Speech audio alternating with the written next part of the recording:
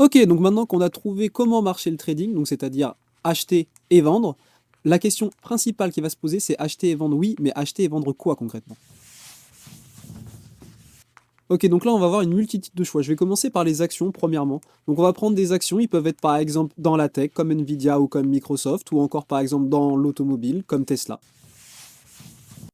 On pourra aussi parler simplement des devises. Donc, qu'est-ce que c'est les devises? En fait, c'est les monnaies concrètement des pays. Donc, par exemple, la devise qui est en premier, c'est la devise que vous allez acheter, et la deuxième, c'est la devise que vous allez vendre. Donc, concrètement, c'est quelle devise va prendre l'ascendant sur l'autre. Voilà. Donc, comme par exemple la première, l'euro-dollar.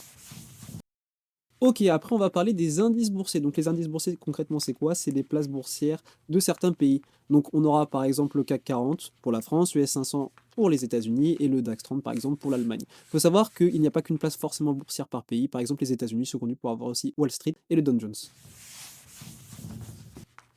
Ok, pour continuer dans une nouvelle classe d'actifs, on va parler des matières premières. Donc, les matières premières, elles peuvent être différentes. Donc, on peut par exemple parler du blé, on peut aussi parler du pétrole, mais aussi de l'or.